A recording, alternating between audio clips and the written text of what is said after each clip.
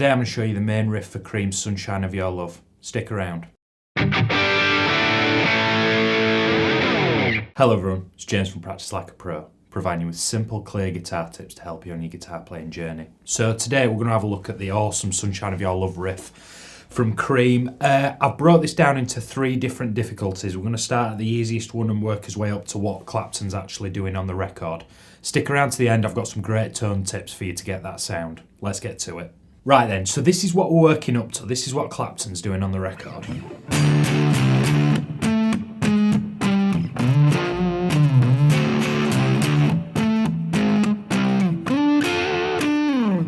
These 3 examples get more difficult as we work through them. Basically, it's the first 4 notes that change as we go through it. Stick around to the end though, because there's a cool little double stop that we'll have a look at as well. Okay then, so we've got 2 12s on the D string, and I'm going to do a down and an up stroke with that. Then, with my index finger, I'm going to go to the 10th fret of the same string with a down stroke. Then I'm going to come back to the 12 where I started with an upstroke. So it's alternate picking, 12, 12, 10, 12. So let me just interject here. You'll see these little like funny looking 7s on the tab. That's called a quaver rest. So what that means is after you've played that 4th note of the phrase, that 12, you need to relieve the pressure off the note so that there's no noise coming from your guitar whatsoever before you play the next note. As soon as you've played that last 12, just relieve the pressure with your finger. Moving on, we're going to go 12, 11, 10 on the A string, and I'm using ring, middle, index finger, and I'm doing all downstrokes with that.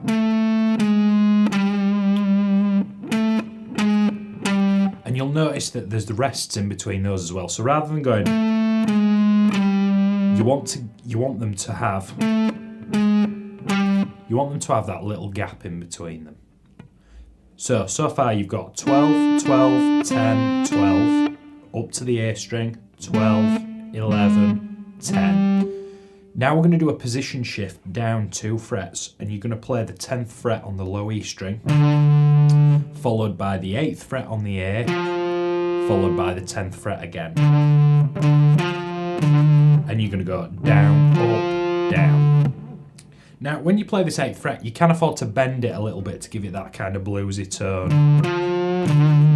With that 8th fret in the middle of the phrase, you can afford to bend it ever so slightly, and it'll give you a bit more of a bluesy tone, but we're talking last kind of 5 or 10% of the riff. Let's work on the first 2 bars then, I'll take you through it. 12, 12, 10, 12, 12, 11, 10, position shift, 10, 8, 10.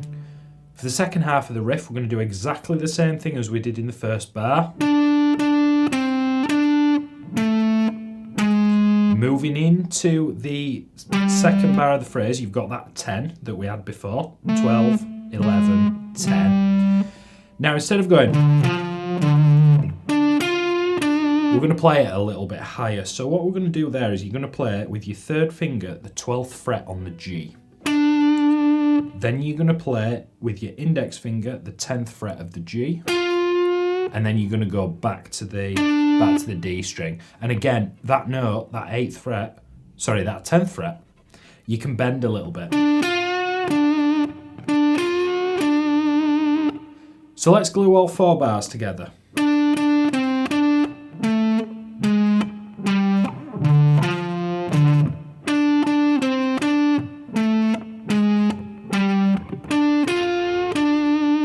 So that's the first one. What we're going to do to make this a little bit more difficult, if you found that easy. If you're finding this easy, let us know in the comments, and we'll have a look at some other bits of stuff. So what we're going to do is those first 4 notes, we're going to turn into power chords this time. And we're only going to use a 2-finger power chord this time. So just brief interjection. A power chord takes what we call the root note. So a G chord's root note would be a G. An A chord's root note would be an A. So in this case, we've got the 10th fret and the 8th fret on the low E string. And you're going to add what's called a perfect 5th above it to give you this kind of rocky tone. So what we're going to do, we're going to replace 12, 12, 10, 12 with a power chord on first finger on the 10th fret of the low E, and then you can either use your ring finger or your pinky on the 12th fret of the string below on the A string, and you're going to pluck both strings at the same time. Gives you a bit more of a rocky, cool tone. Now we're going to play, all these are downstrokes this time, and you're going to do two on the 10, you're going to move down 2 frets to 8 and 10, play that once, and then come back to where you started. Just try that a few times for me. And that's the only difference from the first riff that we looked at.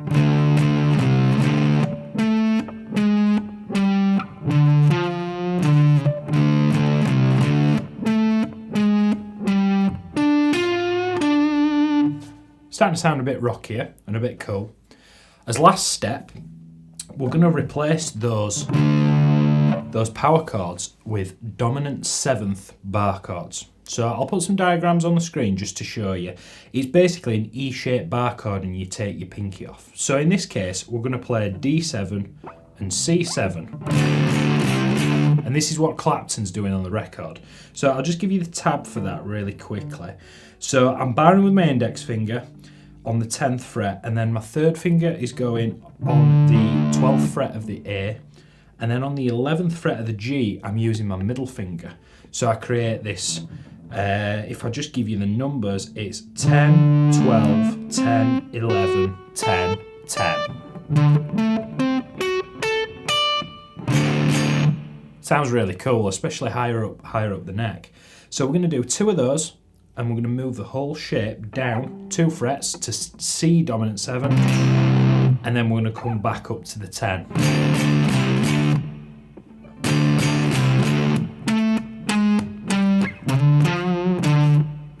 So then, for the first 2 bars of the phrase, other than those chords, it's exactly the same as what we've done previously.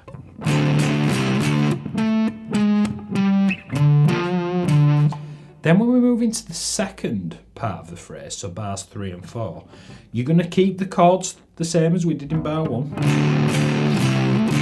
You're going to keep the walk down the same. Now if you remember, this time on the second repetition, we do that a little bit higher, don't we? On 12 on the D, 10 on the G, 12 on the D. What we're going to do this time is that 10 on the G, you're going to do a double stop, and with my first finger, with my index finger, I'm actually going to press the 10 of the G and the 10 of the B. Just gives you that bit more of a rocky kind of edge. And also, this sounds really, really cool if you bend it a little bit. And I'm picking both of them at the same time, and I'm just holding that index finger flat to catch both of them and sort of try and put a bit of vibrato on it where I can.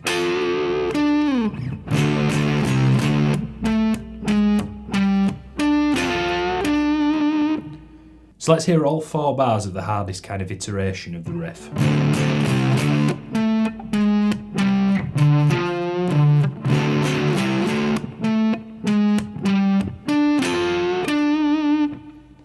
Now you notice whenever I hang on a note for a while, I give it quite a lot of vibrato. You know, where you shake the note.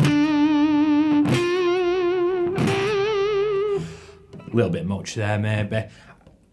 Clapton did a lot of that kind of stuff, and it just having this tone, and obviously Clapton played an SG in the kind of early Cream stuff, so the SG came out to play today.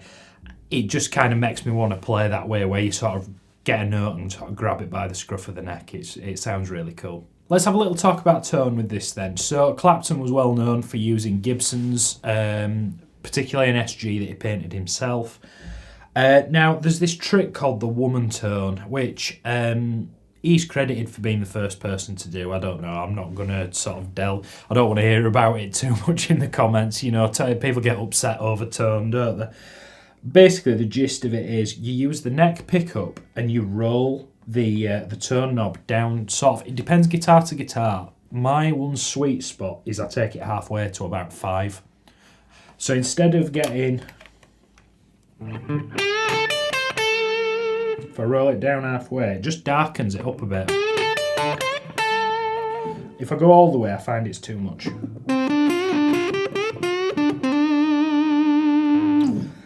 And that's paired with a Marshall. I'm not plugged into the Marshall, the big Marshall today. I'm plugged into the Helix because I've got a Plexi preset, which is what Clapton used. So he used an SG with the woman tone trick into what I'm assuming is a 100 watt Plexi. So that's the model that I've got. But you can hear, especially in the solo, you can really hear the growl of his amp. You know,